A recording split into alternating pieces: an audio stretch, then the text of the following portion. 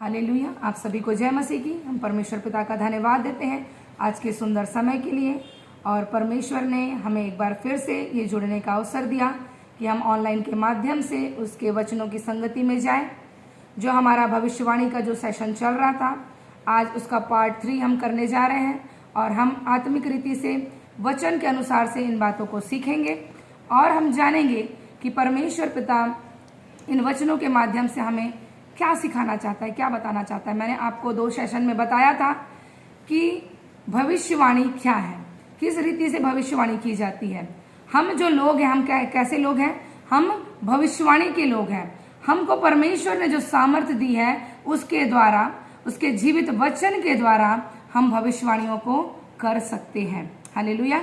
उसी सेशन में हम आगे जाएंगे, और आज का हमारा जो पॉइंट है, चौथा पॉइंट, वो है हम अपने जीवन के भविष्यवक्ता हैं। हालेलुया। हम खुद अपने जीवन के क्या है? भविष्यवक्ता हैं। जैसे मैंने आपको पहले बताया था कि लोग क्या करते हैं, भविष्यवक्ताओं को देखते हैं कि कोई भविष्यवक्ता मेरे लिए क्या करे, प्रोफेसी करे, तब मेरे लिए कोई भविष्यवाणी हुई है, ऐसा सोचते हैं लोग। लेकिन मेरे प्रियो, मेरे भाइयों, मेरी बहनों, ऐसी बात नहीं है। बाइबल बताती है, जो ये बाइबल है, ये जो पवित्र शास्त्र है, जो परमेश्वर का जीवित वचन है, ये खुद एक भविष्यवाणी है। ये पुस्तक एक भविष्यवाणी की पुस्तक है, और जब जब आप इन्हें पढ़ते हैं और इसके अनुसार से वचन की घोषणाओं को करते हैं, आप क्या कर रहे हैं? आप अपने लाइफ में, आप जिसके लिए भी इन वचनों को आप डिक्लेयर कर रहे हैं, आप उसके लाइफ में क्या कर रहे हैं? आप भविष्यवाणियों को कर रहे हैं। हालेलुया।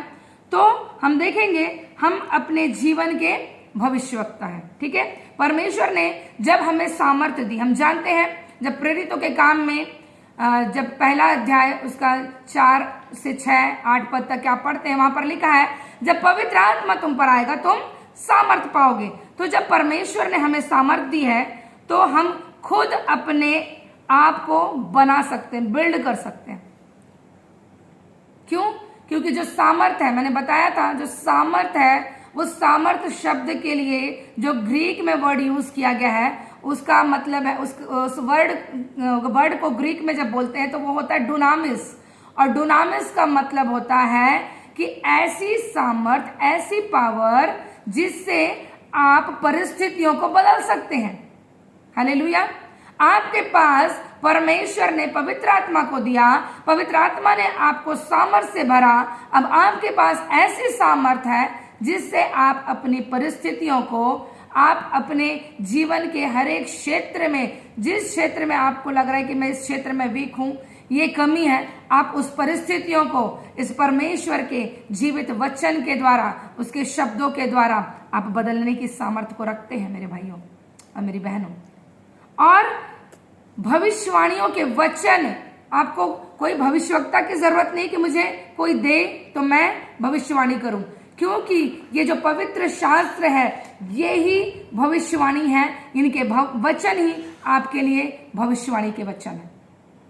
अब तक हम सीखे थे कि घोषणाओं को कैसे करना है, और वही घोषणा जब आप कंटिन्यू उस परिस्थिति के ऊपर करते रहते हो कि अगर आपकी परिस्थिति, आपका फाइनेंस है, आपकी बीमारी है, आपका कोई क्षेत्र है, हो सकता है आपकी मैरिड लाइफ हो, आप चाहते हो कि मेरी मैरिड लाइफ सफल हो, आप चाहते हो मैं फाइनेंस में अच्छे हाई लेवल पर जाऊं कि मैं परमेश्वर के राज्य में बोल सकूं, हो सकता है बीमारी है तो चाहते हो कि मैं बीमारी से बाहर आऊं।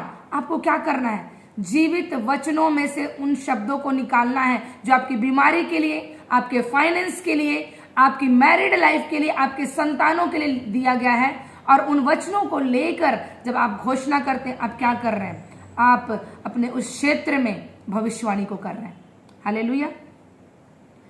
हम एक एग्जाम्पल देखेंगे प्रभु के एक बहुत बड़े दास, जिनका नाम था केनेथ हैगिन।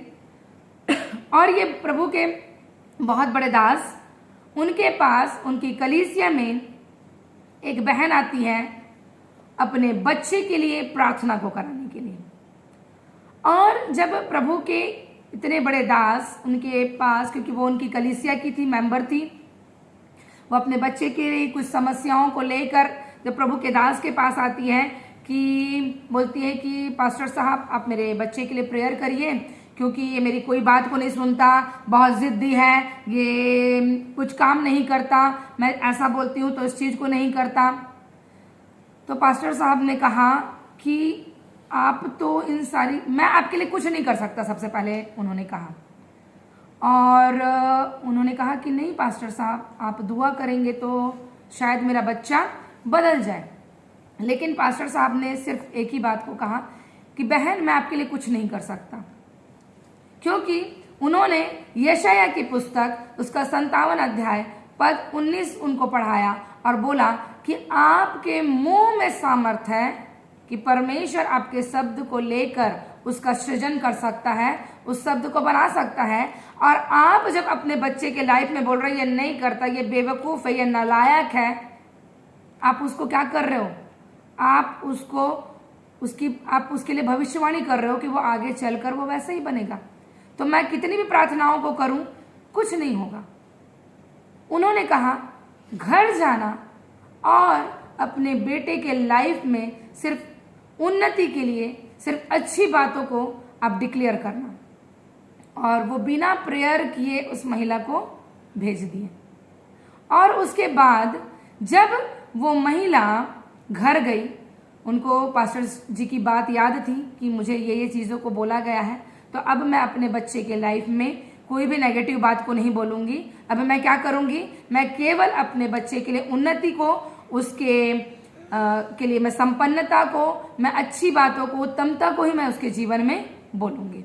और ऐसा उसने अंगीकार किया, वचनों को लिया बाइबल से, क्योंकि हम जानते हैं बाइबल में भजन संहिता 112 के 2 में लिखा है कि उसका वंश इस पृथ्वी में पराक्रमी होगा, सीधे लोगों की संतान आशीष पाएगी। उसने बहुत से वचनों को निकाला, उसके आधार पर अपने बच्चे के लिए डिक्लेयर करने चालू करी, अपने बेटे के लिए प्रार्थना करना चालू करी। और एक समय आया वो कलीसिया में खड़े होकर गवाही देने के लिए, जब उसने शब्दों को बोला और इन्हीं शब्दों को बोला कि जब मैं अपने इस बेटे के लिए प्रार्थना करने के लिए गई और पास्टर जी ने मुझे बताया कि अगर तुम्हारा बेटा किसी गलत रास्ते में जा रहा है, अगर वो किसी कामों को नहीं कर रहा, माता पिता का अगर आज्ञाकारी नहीं है, आपको नेगेटिव वर्ड को नहीं निकालना है, आपको उसके लिए पॉजिटिव और अच्छे शब्दों को निकालना है। और जब उस बहन ने, उसने बताया कि जब मैंने ऐसा किया, 6 महीने के बाद जब उस बहन ने उस गवाही को दिया, तो लोग सचमुच में ये सोचने लगे कि हम तो क्या करते हैं, भविष्यवक्ता के चक्कर में रहते हैं कि कोई तो मेरे बच्चे के लिए भविष्यवाणी करे, कोई तो मेरे बच्चे के लाइफ के लिए भविष्यवाणी करे कि वो कब सुधरेगा। हम क्या करते हैं, मेरा बच्चा अगर बिगड़ रहा है, गलत रास्ते में, ज़्यादा फ़ोन चलाता है, पढ़ना नहीं मांगता, हम क्या करते हैं, हम सीधा नेगेटिव वर्ड्स को निकालते हैं। हम ये नहीं सोचते कि बाइबल में कहाँ मेरे बच्चे के लिए, उसकी सही शिक्षाओं के लिए, नीति वचन में कहता है कि बालक को मतलब बचपन से उसी मार्ग की शिक्षा दे कि वो बुढ़ापे में भी उससे हटने ना पाए। किस मार्ग की? अर्थात परमेश्वर की शिक्षा, वचनों की शिक्षा। हम बच्चों को संडे स्कूल नहीं भेजना चाहते। क्यों? क्योंकि स्टडीज है, पढ़ाई है, संडे को भी ट्यूशन है। ऐसा करके हम क्या कर रहे हैं, उनकी लाइफ को खराब कर रहे हैं। और जब उसने गवाही दी, उसका बेटा उसके साथ खड़ा था, बोला आज मेरा बच्चा माता पिता का आज्ञाकारी, जैसा हम बोलते हैं, हमने कभी उसको नेगेटिव वर्ड नहीं निकाला, लेकिन पॉजिटिव बोल बोल के उन्होंने क्या कर दिया, उसको करेक्ट कर दिया। बोले हमको सिखाने की भी ज़रूरत नहीं पड़ी कि हमारे बच्चे को कि बेटा ऐसा नहीं करना, ऐसा नहीं करना। हाँ, बच्चे हैं, गलती करेंगे, लेकिन आप पेरेंट्स हैं, आप अगर माता पिता हैं, आपको अगर इस भविष्यवाणी की पुस्तक की आपको सामर्थ्य मालूम है, तो आप उस भविष्यवाणी के द्वारा अपने बच्चे को, अपनी मैरिड लाइफ को, अपने फाइनेंस को, अपनी बीमारी जो शरीर है उसको, उस चीज में जाने से आप बाहर निकाल सकते हैं। लेकिन आपको क्या करना पड़ेगा, इस भविष्यवाणी की पुस्तक को आपको पढ़ना पड़ेगा। हालेलुया। और चर्च के लिए भी प्रोफेसी है ना। हमने पढ़ा था कि जो भविष्यवाणी करता है वो क्या करता है, वो कलीसिया की उन्नति को करता है ना। हमने पढ़ा था पिछले समय 1 कुरिन्थियों उसके 14 अध्याय में कि भविष्यवाणी जब होती है तो वो कलीसिया की उन्नति के लिए होती है।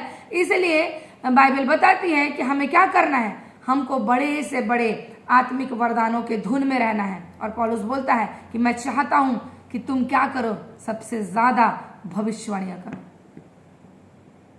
इसलिए मैं बताई हम क्या हैं, हम अपने लाइफ के, हम अपने जीवन के खुद क्या है, भविष्यवक्ता।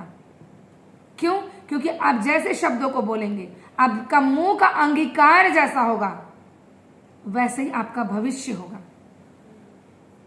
आप यशाया के वचन को हमेशा याद रखें।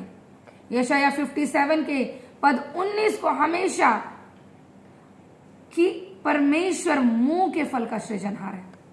आप अगर उत्तम बातों को बोलेंगे, आपकी लाइफ उत्तम रहेगी। आप गलत बातों को बोलेंगे, परमेश्वर चाह कर भी आपके लिए अच्छा कभी नहीं कर पाएगा, क्योंकि वो आपका पिता है, वो स्वर्गीय पिता है। वो चाहता है कि आपके जीवन में हमेशा भरपूरी रहे, हमेशा आनंद रहे। कभी वो आपको विकट परिस्थिति में देखकर आनंदित नहीं होता, कभी भी वो आपको बीमारी में देखकर आनंदित नहीं होता, क्योंकि उसने आपके लिए बीमारी, आपके लिए गरीबी, आपके लिए श्राप, अलगताई का जीवन, ये सारा चीज नहीं रखा है। वो चाहता है कि पति पत्नी, बच्चे, पूरा परिवार मिला रहे। उसके बाद आपके बच्चे उत्तम स्थानों में रहे, आप उत्तम संपन्नता में चले, प्रॉस्पेरिटी, धन समृद्धि के साथ रहे, आप उत्तम स्वास्थ्य में रहे। परंतु एक इंफॉर्मेशन हमको मिलती है संसार से, और उस इंफॉर्मेशन को लेकर हम अपने जीवन को क्या करते हैं, चलाते हैं। क्योंकि हमको संसार में जो दिखता है, हम उन्हीं शब्दों को क्या करते हैं, बोलते हैं। लेकिन मेरे प्रियो, हमें संसार के सदृश नहीं बनना है। परमेश्वर ने क्या कहा कि हम क्या हैं, हम मसीह में क्या हैं, नई सृष्टि हैं। हम देखेंगे चर्च के लिए कैसे प्रोफेसी है। यिर्मयाह नबी की पुस्तक खोलेंगे, यिर्मयाह की पुस्तक, उसका 31 अध्याय, उसका पद 16 और 17 मैं आप लोगों के लिए पढ़ दूंगी। यिर्मयाह की पुस्तक 31 अध्याय पद 16 और 17, इसमें इस प्रकार से लिखा है, यहोवा यूं कहता है, रोने पीटने और आंसू बहाने से रुक जा, क्योंकि तेरे परिश्रम का फल मिलने वाला है और वे शत्रुओं के देश से लौट आएंगे। अंत में तेरी आशा पूरी होगी। यहोवा की ये वाणी है, तेरे वंश के लोग अपने देश में लौट आएंगे। हालेलुया। अब परमेश्वर का वचन यिर्मयाह के द्वारा, यिर्मयाह जो नबी था, भविष्यवक्ता था परमेश्वर का, उसके द्वारा परमेश्वर ये वचन बुलवा रहा है कि रोने और पीटने का समय नहीं है, आंसू बहाने का समय नहीं है। लोग क्या करते हैं, मेरे जीवन में ये विकट परिस्थिति है, वो रोते हैं, आंसू बहाते हैं। बाइबल बताती है आंसू बहाने से कुछ नहीं होने वाला, क्योंकि बाइबल क्या बता रही है जब हम पढ़ रहे हैं इसमें कि क्योंकि तेरे परिश्रम का फल मिलने वाला है। हालेलुया।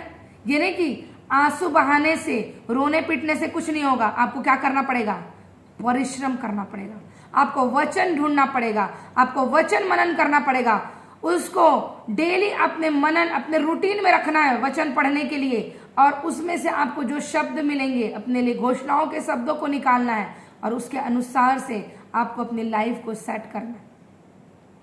चर्च के लिए आपको प्रोफेसी करनी है, क्योंकि बाइबल बताती है आप भविष्यवक्ता हो। हम क्या है, हम भविष्यवाणी की संतानें हैं। हम, परमेश्वर ने किया था ना कलीसिया के लिए भविष्यवाणी, और हम क्या है, हम कलीसिया हैं, मसीह की देह हैं। तो हमारा भी जीवन जो है, हमको भी ऐसा बना के रखना है कि हम अपने लोगों के लिए, कलीसियाओं के लिए, अपने परिवार से लेकर सारी दुनिया, इस दुनिया के कोने कोने तक जो भी चीजें हैं, परिस्थिति, आपको सब चीजों के लिए क्या करनी है, भविष्यवाणी को करनी है। अभी चुनाव है, हमारे दुर्ग जिले का 7 तारीख को है, और भी बहुत सारे क्षेत्रों में चुनाव हो चुके हैं। क्या हमने कोई वर्ड ऐसा आज तक के निकाला कि हम कैसी सरकार को चाहते हैं, आने वाला समय जो रहे, कौन सी सरकार रहे जो मसीही भाई बहनों के लिए सही हो, मसीह के लोगों के लिए, कलीसिया के लिए, विश्वासियों के लिए, प्रभु के दासों के लिए सही हो।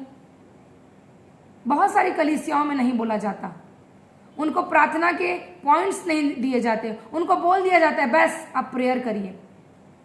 कैसे करेंगे आप प्रार्थना जब तक कि आपको वचन नहीं पता होगा? क्योंकि बाइबल बताती है, परमेश्वर ने कहा है भजन संहिता 138:2 में कि उसने अपने बड़े नाम से ज्यादा अपने वचन को महत्व दिया है। और आप अगर उसके वचन के अनुसार से कुछ अंगीकार को नहीं करेंगे, परमेश्वर आपकी प्रार्थनाओं को भी नहीं सुनेगा। इसलिए बाइबल बताती है कि रोने पीटने का, आंसू बहाने का समय नहीं है। क्या करने का समय है? परिश्रम करने का। क्योंकि बाइबल क्या बता रही है? क्योंकि तेरे परिश्रम का फल मिलने वाला है। जब आप भविष्यवाणियां करते हैं, आप वचनों को निकालते हैं, आप प्रोफेसी कर रहे हैं, मेहनत कर रहे हैं, और उसके अनुसार से परमेश्वर क्या देता है? आपको प्रतिफल देता है। हालेलुया। अब कुछ प्रोफेसी में जैसे बता रही हूं, चर्चेस के लिए किया गया है बाइबल में, है ना। जैसे यही रोने पीटने का समय नहीं है, कलीसियाओं को रोना नहीं है, आनंद करना है, मेहनत करना है, सुसमाचार सुनाना है, आपको घर घर तक के पहुंचना है सुसमाचार को लेकर। तभी क्या करेंगी? रूहें बचेंगी, आत्माएं बचेंगी, सच्चे परमेश्वर को जानेंगे और वो उसके निकट आएंगे।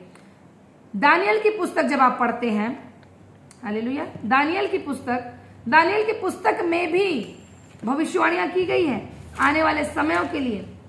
जब आप दानियल की पुस्तक पढ़ते हैं 9वां अध्याय पद 24 से जब आप पढ़ते हैं अंतिम तक, वहां पर लिखा है, तेरे लोगों और तेरे पवित्र नगर के लिए 70 सप्ताह ठहराए गए हैं कि उनके अंत तक अपराध का होना बंद हो और पापों का अंत और अधर्म का प्रायश्चित किया जाए और युगान युग की धार्मिकता प्रकट हो और दर्शन की बात पर और भविष्यवाणी पर छाप दी जाए और परम पवित्र का अभिषेक किया जाए।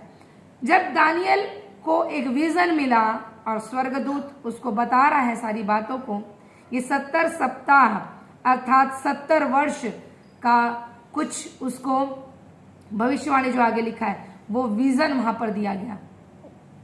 अंत के समय की बातों को दानियल के ऊपर पवित्र आत्मा ने स्वर्गदूत के माध्यम से उस चीज को प्रकट किया। किस चीज के बारे में है ये सारी बातें? ये कलीसिया के बारे में। दानियल जब वहां पर बात कर रहा है, वहां पर जो समय के बारे में दिए गए समय, वो परमेश्वर का एक कैलेंडर है। वहां पर परमेश्वर का भी एक कैलेंडर है। जैसे हम देखते हैं ना, कैलेंडर जनवरी से लेकर दिसंबर तक के रहता है, वैसे ही परमेश्वर का भी एक कैलेंडर है जहां दानियल को 70 सप्ताह के बारे में कुछ परमेश्वर ने बताया है। और एक्यूरेट परमेश्वर वैसे ही दिनों के अनुसार से काम कर रहा है, जिसमें कलीसिया का भी टाइम है। इस बीच में जब आप पढ़ते हैं, जब आखिरी पद में 27 पद में कि वह वाचा बांधेगा परंतु आधे ही सप्ताह के बीतने पर वह मेल बलि और अन्न बलि को बंद करेगा। तो ये जो यहाँ पर जब आगे यहाँ पर पढ़े आपने, इस जब पूरा पढ़ोगे आप, इसमें जो 7 सप्ताह है, 7 साल जो आप प्रकाशित वाक्य में पढ़ते हैं, प्रकाशित वाक्य 11 अध्याय जब आप पढ़ेंगे 1 से लेकर 13 वचन तक के, तो वहां पर उस 7 साल का जो समय रैप्चर हो जाएगा। रैप्चर के बाद 7 साल का समय रहेगा, जिसमें 3.5 साल और 3.5 साल में ये डिवाइड रहेगा। और उस समय डेविल अपने पूरे मतलब पावर के साथ काम करेगा और महाक्लेश का जो समय है वो उस समय ठहराया गया है। और ये कब की है? ये बहुत सालों की, जब दानियल के समय की ये भविष्यवाणी, जो कलीसिया के लिए, कलीसिया के रैप्चर से उसके बाद महाक्लेश सताव, उसके बाद प्रभु यीशु मसीह का द्वितीय आगमन और उसका राज्य और परमेश्वर के लोग जो उसके साथ राज्य करेंगे, ऐसी सारी बातें जो भविष्यवाणी के रूप में आप पढ़ते हैं प्रकाशित वाक्य में। ये सारी चीजें क्या है? भविष्यवाणी। जब प्रकाशित वाक्य आप पढ़ते हो, वहां पर पहले पद में लिखा है कि धन्य वे है जो इस भविष्यवाणी की पुस्तक को पढ़ता है, इसकी बातों को मानता है, इस पर चलता है। ब्लेस्ड है वो जो प्रकाशित वाक्य की भविष्यवाणी की बातों को पढ़ रहा है, सीख रहा है। हम कितना वचन पढ़ते हैं, भविष्यवाणियां उस पर निर्भर है कि आप अपनी भविष्यवाणी को कैसे करेंगे। हम अपने जीवन के भविष्यवक्ता हैं, हमारा टॉपिक है आज का। कैसे आप बनेंगे अपने जीवन के भविष्यवक्ता? आपको वचन में से लेकर भविष्यवाणियों को करना पड़ेगा। हालेलुया। और इसमें से हमको ये पता चलता है कि अपने जीवन में और अपने आप को बनाने के लिए, है ना, अपने आप को, अपने जीवन को आपको बिल्ड करने के लिए भविष्यवाणी करना बहुत जरूरी है। आपको मनन करना है, आपको ये बात को दिमाग में रखना है कि परमेश्वर का वचन कहता है कि वो मेरे मुंह के फल का सृजनहार है। मैं जैसा बोलूंगी, मैं जैसा बोलूंगा, मेरा परमेश्वर मेरे जीवन को वैसा बना देगा, मेरे बच्चों के जीवन को वैसा बना देगा। जो बैचलर है, जिनकी मैरिड नहीं हुई है, जो जॉब के लिए, मेरे लिए ऐसे जॉब का परमेश्वर उपाय कर देगा। मेरे लिए जो विवाह के बंधन में बनने के लिए आगे तैयारी कर रहे हैं, तो मेरे लिए वो ऐसा लाइफ पार्टनर को देगा। कहाँ से मिलेगा ये सारा वचन? पवित्र शास्त्र, बाइबल में ये सारे वचन आपके लिए लिखे गए। लेकिन बहुत जरूरी है कि आपको उन वचनों को निकालना, मनन करना और अपने लिए घोषणाओं को करना। पतरस ने भी, हम जानते हैं प्रेरितों के काम में, पतरस ने भी योएल नबी की पुस्तक में जो भविष्यवाणी की गई थी, योएल जो दूसरा अध्याय पद 28 कि अंत के समय में वो अपनी आत्मा को उंडेलेगा, उसी को वो कोड करके, योएल की भविष्यवाणी को कोड करके प्रेरितों के काम, है ना, उसके दूसरे अध्याय में वो उन चीजों को बताता है कि वह अंत के समय में क्या होगा। वो अपनी आत्मा को क्या करेगा? एक एक मानव जाति पर, एक एक मनुष्य पर क्या करेगा? उंडेलेगा। वही समय था, अंत का समय, जब प्रेरितों की कलीसिया दूसरे अध्याय में पवित्र आत्मा जब पवित्र आत्मा उतरी, हर एक के ऊपर ठहर गई, वो अन्य भाषा के वरदान से भर गए और हियाव से क्या करने लगे? सुसमाचार सुनाने लगे।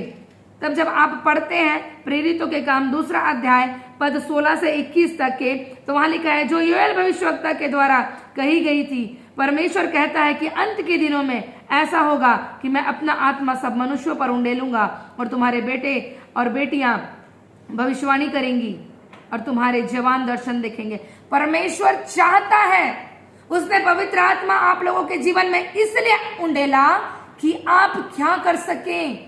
आप भविष्यवाणियां कर सकें। हालेलुया।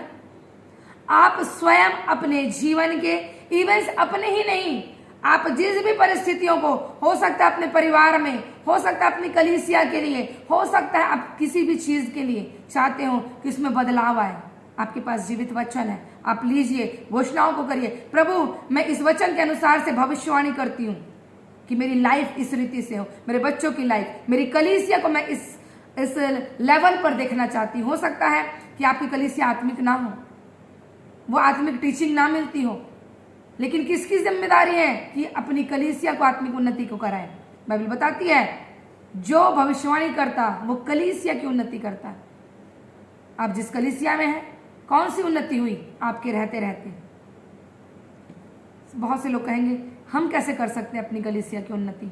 लेकिन प्रियो, बाइबल बताती है, आपके शब्दों में सामर्थ है, आपके जो शब्द में सामर्थ है, सामर्थ अर्थात दुनामिस, परिस्थितियों को बदलने की सामर्थ। लेकिन हमने कभी चाहा नहीं, हमें कभी किसी ने सिखाया नहीं कि कैसे वर्ड्स हम निकालें, कैसे वचनों को हम अंगीकार करें, कैसे वचनों को हम घोषित करें कि परमेश्वर मेरे शब्द को ले और क्या कर दे? उसको बना दे, क्रिएट कर दे। हालेलुया। उत्पत्ति आप जब पढ़ते हैं, परमेश्वर का क्रिएशन, उसने पृथ्वी और आकाश, स्वर्ग की सृष्टि की। कैसे किया? वचन से, शब्द से। और जब आदम की सृष्टि की, वही शब्द उसके अंदर गया। किस रीति से? जीवन के श्वास के द्वारा। श्वास गया, प्राण, जीवन, परमेश्वर ने अपना सब कुछ आदम के अंदर उंडेल दिया। इसलिए कहा, हम मनुष्य को अपने रूप और अपनी समानता के अनुसार से बनाए। जब उसने हमें अपने रूप, अपने स्वरूप में, अपनी समानता में बनाया, तो हमारे जीव में भी वही सामर्थ्य दिया, हमारे शब्दों में भी वही सामर्थ्य है। आप, अगर आपको बिलीव नहीं होता, आप 2 पेड़ लीजिएगा अपने घर में, 2 पेड़ लाइएगा, दोनों में पानी डालिएगा, लेकिन एक को कर्ज कीजिए, श्रापित कीजिएगा, ये बहुत बेकार है, बहुत बेकार पेड़ है ये, भले पानी आप डालते रहिए, लेकिन आप उसको मुंह से श्राप दीजिएगा, मुंह से बोलिएगा ये बहुत बेकार है। कुछ दिन बाद वो पेड़ क्या हो जाएगा? मर जाएगा। आप कितना भी पानी क्यों ना दे दें उसको। क्यों? क्योंकि आप पानी तो दे रहे हैं, एक तरफ से जीवन तो दे रहे हैं, लेकिन अपने शब्द से क्या कर रहे हैं? उसको कोस रहे हैं, श्रापित कर रहे हैं। और जो श्रापित आप उसको कर रहे हैं, अर्थात आप उसके लाइफ में, उस पेड़ भी एक जीवित है ना, जीवित है, जीवन है उसके अंदर, आप उसको क्या कर रहे हैं? श्रापित कर रहे हैं। वो एक समय के बाद क्या हो जाएगा? मुरझा जाएगा, धीरे धीरे करके सूख जाएगा। आप प्रैक्टिकल कीजिएगा आप इस चीज को, और जब आप उस प्रैक्टिकल को कर लें तब आपको ये विश्वास हो जाएगा कि जब मेरे कहने से एक पेड़ सूख सकता है तो जीवन भी वैसे ही है। मेरे कहने से उसके जीवन में भी या मेरे जीवन में भी वही काम हो सकता है। हालेलुया। क्योंकि हमारे शब्द ऐसे हैं, वो कभी मरते नहीं। हमारे शब्द क्रिएट करते हैं, बनाते हैं हर एक चीज़ों को। आप बच्चों को हमेशा कर्ज करेंगे, हमेशा उल्टा पुल्टा बोलेंगे, उनका जीवन वैसी बन जाएगा। लेकिन आप हमेशा उनको परमेश्वर के वचन से ब्लास्ट करेंगे, उनको सिखाएंगे, वो आशीषित होंगे। अपने मैरिड लाइफ को हमेशा ब्लास्ट करिए, आप देखेंगे अगर छोटी मोटी लड़ाइयाँ भी होती होंगी आपके जीवन में, वो भी खत्म हो जाएगी। हो सकता है बहुत अलगताई का हो गया जीवन मैरिड लाइफ में भी, परमेश्वर जब आप सही चीज़ों को अंगीकार करेंगे, कोई मायने नहीं करता। आप बहुत से लोग जानते होंगे प्रभु के बड़े बड़े दासों के जीवन के बारे में, बैनी हिन जी के बारे में। वो प्रभु के इतने बड़े दास होने के बावजूद भी उनके जीवन में भी अलगताई का जीवन आ गया था। पति पत्नी दोनों डिवोर्स लेकर अलग हो चुके थे, सेपरेट हो गए थे, लेकिन उनकी पत्नी ने अपने पति के लिए प्रार्थना करना नहीं छोड़ा, और एक विजन के माध्यम से परमेश्वर ने दर्शन देकर उनके जीवन को बदला। पति ने माफी मांगा अपनी पत्नी से, आज एक साथ। क्यों? क्योंकि उनका अंगीकार नहीं बदला। मेरे प्रियो, परिस्थिति कुछ भी क्यों ना रहे, आपके मुंह का अंगीकार कभी नहीं बदलना चाहिए, क्योंकि परमेश्वर आपके मुंह के फल को देखकर ही आपके जीवन को बना सकता है। जैसा आप बोलेंगे वो बना देगा। अच्छा बोलेंगे अच्छा बना देगा, बुरा बोलेंगे वो ही बुरा बनाएगा। शैतान बुरा नहीं करेगा, परमेश्वर ही आपकी लाइफ को क्या कर देगा? बुरा बना देगा। वो अवसर दे देगा कि सामने वाला क्या करे, आपको इस्तेमाल करे। मरकुस 11वां अध्याय पद 24 जब हम देखते हैं, मरकुस रचित सुसमाचार 11वां अध्याय पद 24, वहां पर लिखा है, चेले उसकी बातों से अचंभित हुए। इस पर यीशु ने फिर उनसे कहा, हे बालकों, जो धन पर भरोसा रखते हैं उनके लिए परमेश्वर के राज्य में प्रवेश करना कैसा कठिन है। अब यहाँ पर आप जानते हो आगे की बातें। एक धनी मनुष्य आया था ये पूछने के लिए कि मैं अनंत जीवन के लिए क्या करूं। उसने कहा, तू आज्ञाओं को मानता है? उसने कहा हाँ। बोला, एक चीज घटी है, तू बहुत धनी है, अपने धन को बेच दे, कंगालों को दे दे और मेरे पीछे हो ले। उसका मुंह हो गया छोटा, ठीक है। और उसके बाद क्या हो गया, वो अपने रास्ते। प्रभु ने कहा कि जब ऊपर वचन पढ़ते, यीशु ने चारों ओर देखकर अपने चेलों से कहा, धनवानों का परमेश्वर के राज्य में प्रवेश करना कैसा कठिन है।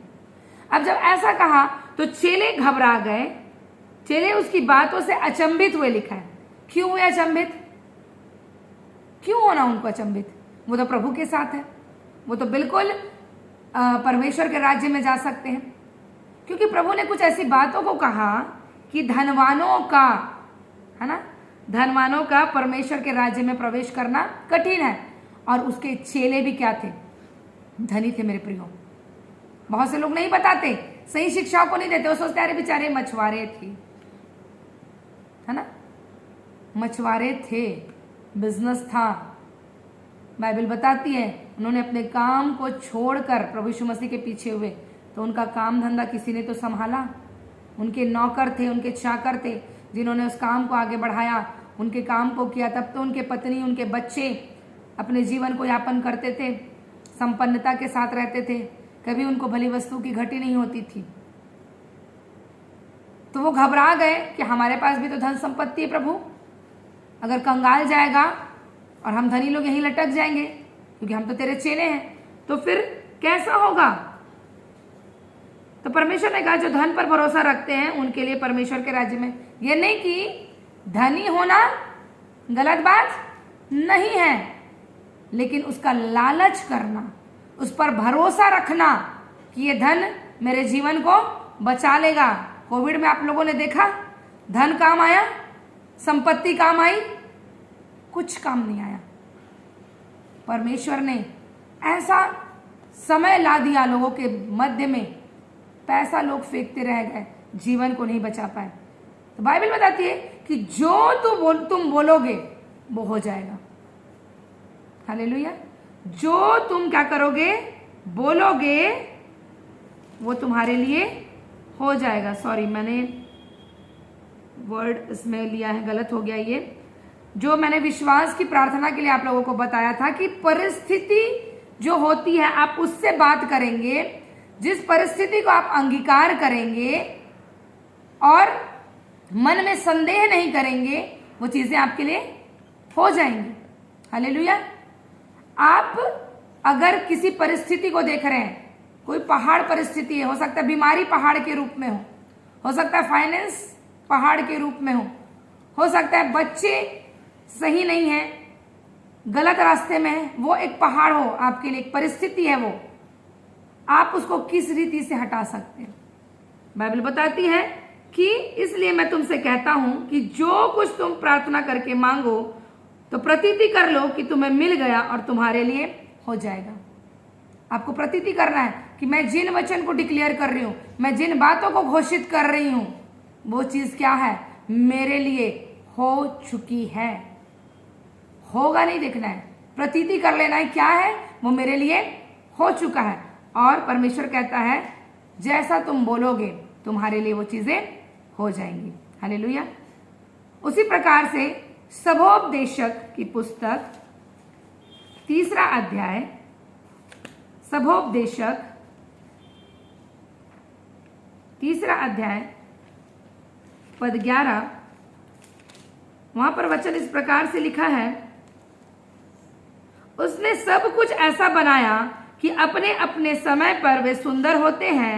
फिर उसने मनुष्य के मन में अनादि अनंत काल का ज्ञान उत्पन्न किया है, तो भी जो काम परमेश्वर ने किया है वह आदि से अंत तक मनुष्य समझ नहीं सकता। आप ये सोचिए, परमेश्वर ने हमें अपने रूप और समानता में सृजा और हमारे अंदर उसने आदि और अनंत काल का ज्ञान भी डाल दिया। हालेलुया। हम परमेश्वर के ज्ञान से क्या है, परिपूर्ण है। उसने सब कुछ बनाया। आप देखते हैं इस पृथ्वी में पेड़ पौधे, जीव जंतु, सूरज चांद, सब अपने अनुसार से क्या कर रहे हैं, कामों को कर रहे हैं।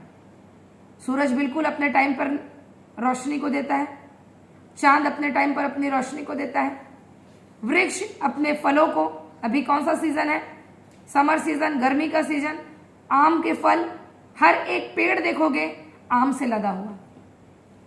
किसके अनुसार से फल रहे हैं, क्योंकि परमेश्वर ने ठहराया, परमेश्वर ने अपने शब्दों से उन्हें क्रिएट किया। वो अपने समय पर क्या होते हैं, फलते फूलते और सुंदर होते जाते हैं। मनुष्य को भी उसने सृजा, अनादि से अनंत काल तक का ज्ञान डाला।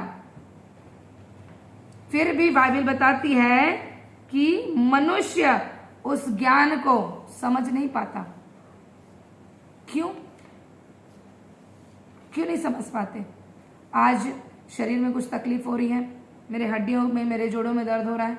महिलाएं रहेंगी क्या सोचेंगे, अरे हमको एक इन्फॉर्मेशन देते हैं टीवी में, ये आता है 30 साल के बाद क्या हो जाता है, कैल्शियम महिलाओं के शरीर में कम होना चालू हो जाता है, तो ले लो ऑस्ट्रो कैल्शियम, ले लो कैल्शियम की गोलियां ले लो।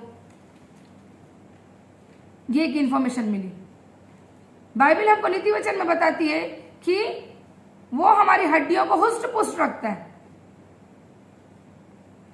ऐसा करने से तेरी हड्डियां क्या रहेंगी, हुष्ट पुष्ट रहेंगी। कैसा करने से, जब आप ऊपर पढ़ोगे उसमें नीति वचन उसका 3 अध्याय है शायद,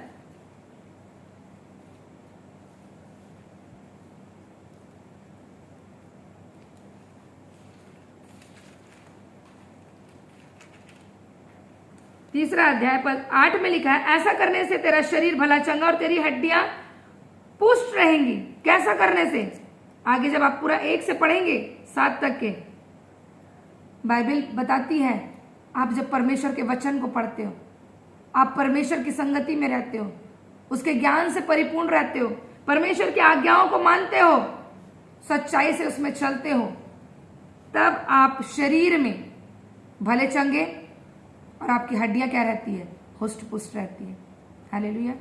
वहां कहीं लिखा कि कैल्शियम की दवाई खाने से हड्डियां मेरी अच्छी हो जाएंगी, या मेरी शरीर की चंगाई के लिए मुझे कोई मेडिसिन अगर वहां पर लिखा हो तो बाइबल बताती है, क्योंकि हे मेरे पुत्र, मेरी शिक्षा को ना भूलना और हृदय में मेरी आज्ञाओं को रखे रहना, क्योंकि ऐसा करने से तेरी आयु बढ़ेगी और तू अधिक कुशल से रहेगा। अगर आप परमेश्वर की आज्ञाओं को, उसके वचनों को मानते हैं, तब आप कुशल से रहते हैं। तो क्या मिला आपको? वचन मिला। हाँ प्रभु, मैं जब तेरे वचन पे बने रहूंगा या बनी रहूंगी, मैं तेरा आज्ञाकारी रहूंगी, मेरी हड्डियां हुष्ट पुष्ट रहेंगी, मेरा शरीर क्या रहेगा? भला चंगा रहेगा। और इस वचन को प्रभु मैं अपने जीवन में भविष्यवाणी के रूप में घोषित करती हूँ कि प्रभु तेरा वचन मेरे भले चंगे रहने का आधार है, मेरी हड्डियों के हुष्ट पुष्ट रहने का आधार है, मेरी परिवार की संपन्नता का आधार है। जब आप ऐसा बोलते हैं, परमेश्वर आपके लाइफ को सिक्योर करता है, सेफ करता है, बीमारी आपके जीवन में नहीं आती। क्यों? क्योंकि आपने सही वचन को लेकर क्या किया है? भविष्यवाणियों को किया है मेरे प्रियो। हालेलुया। ज्ञान है, लेकिन हम जानते हैं बच्चे को भी आपको स्कूल भेजना पड़ता है। आप घर में उसको शिक्षा देकर शिक्षित नहीं कर सकते, इसलिए अपने बच्चों को अच्छे अच्छे स्कूलों में हम डालते हैं कि मेरा बच्चा क्या हो? मल्टी टैलेंटेड बने, हर एक क्षेत्र में एक्सीलेंट रहे मेरा बच्चा। आप उसको शिक्षित होने के लिए भेजते हो स्कूल में, एजुकेटेड होने के लिए भेजते हो, लेकिन परमेश्वर का वचन कहता है वो आपको बुद्धिमान बनाता है। एजुकेशन डिपार्टमेंट आपको बुद्धिमान नहीं बनाएगा, लेकिन परमेश्वर का वचन आपको क्या बनाता है? बुद्धिमान बनाता है। हालेलुया। सोचो, आप उसने क्या किया है? आपके मन में अनादि और अनंत काल का ज्ञान उत्पन्न किया है, मन के अंदर डाल के रखा है। लेकिन मन के बाहर कौन लाएगा? जब तक आप वचन नहीं पढ़ोगे, आपको पता ही नहीं चले कि मेरे लिए तो ये वचन लिखा गया है, इससे मैं अपने लाइफ को, अपने जीवन को क्या कर सकती हूँ, क्या कर सकता हूँ? अच्छी रीति से बना सकता हूँ या बना सकती हूँ। रोमियो 3 अध्याय पद 4 देखेंगे। रोमियो की पुस्तक 3 अध्याय पद 4, वहां पर इस प्रकार से लिखा है,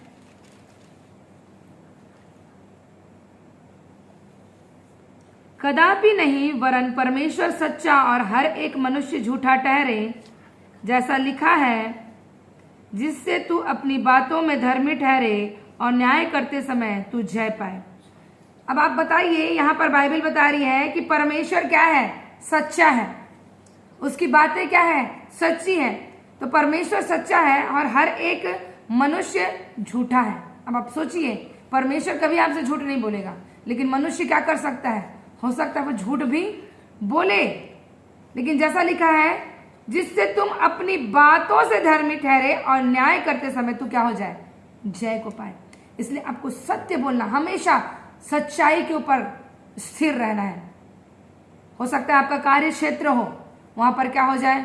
अरे काम है तो क्या करना पड़ता है? 19-20 है ना, करना पड़ता है, ऊपर नीचे थोड़ा सा नहीं। बाइबल बताती तुम्हारी बातें हाँ की हाँ और ना की ना।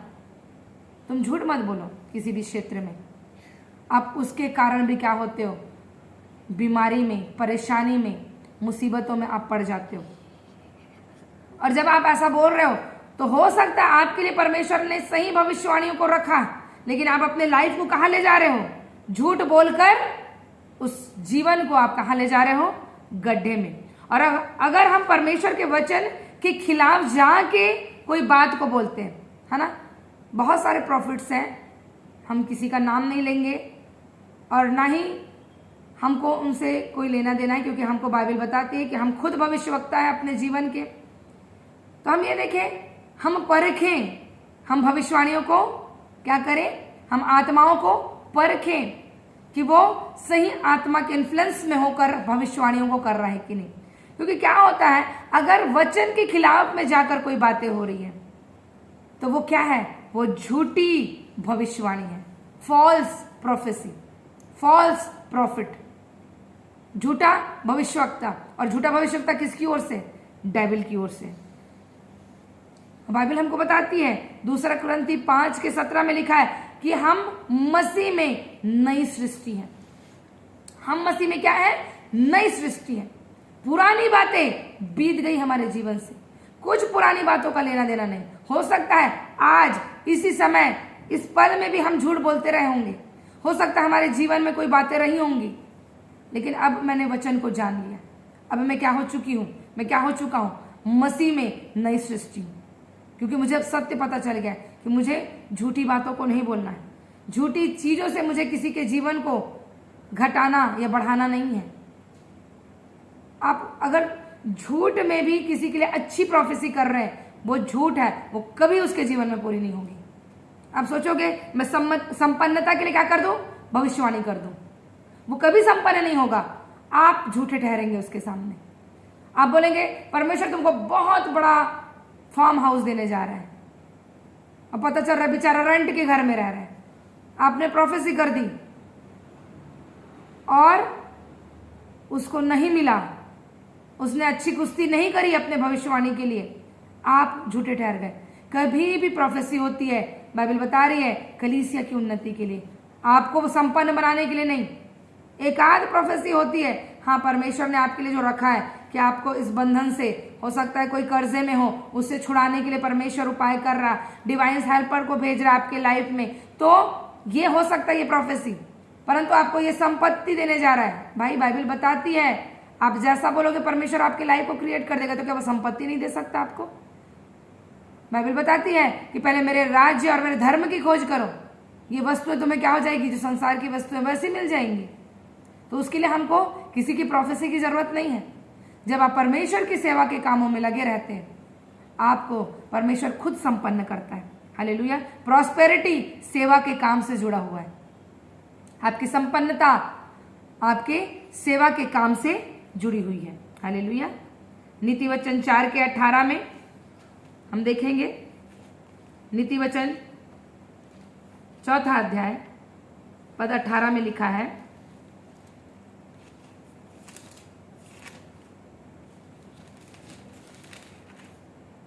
परंतु धर्मी की चाल उस चमकती हुई ज्योति के समान है जिसका प्रकाश दोपहर तक अधिक अधिक बढ़ता जाता है। हालेलुया।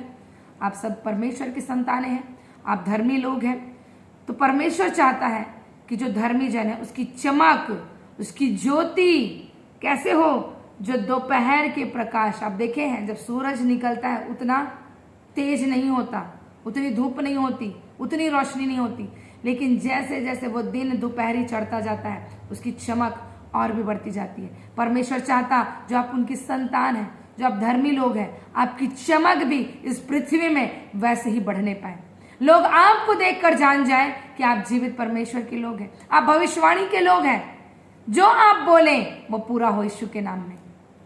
कई लोग बोलते हैं देखना, अरे इसकी जुबान तो क्या है, काली है, ये जैसा बोलते हैं वैसा हो जाता है। जुबान काली नहीं है भाई।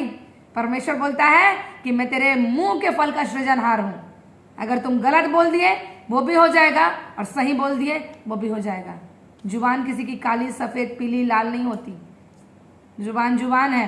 परमेश्वर ने आपके मुंह में सामर्थ्य को दिया है, आपकी जीभ में सामर्थ्य को दिया है। आप जैसा बोलेंगे वैसा हो जाएगा। इसलिए अपने कामों के द्वारा परमेश्वर में आप उन्नति करते जाए और उसमें बढ़ते जाए। मेरे प्रियो, परमेश्वर पिता का धन्यवाद देते हैं। आज हमने जो टॉपिक देखा कि हम कौन हैं, हम अपने जीवन के खुद भविष्यवक्ता है। हालेलुया। आपको किसी की प्रोफेसी की जरूरत नहीं। बुक ऑफ प्रोफेसी ये है, ये बुक ऑफ प्रोफेसी है आपके पास। हालेलुया। इस बुक ऑफ प्रोफेसी को आप अंगीकार करिए और ये आपके लाइफ को जैसा आप चाहेंगे वैसे ही क्रिएट करेगा। हालेलुया। परमेश्वर पिता का धन्यवाद देते हैं सुंदर से वचन के लिए, इस सेशन के लिए। हमारा एक पॉइंट और बचा है, वो नेक्स्ट सेशन में जाएगा और मंडे को हम अपनी भविष्यवाणी का जो टॉपिक है इसको हम क्लोज करेंगे। परमेश्वर पिता इन वचनों के द्वारा आप सभी को आशीषित करें। God bless you all.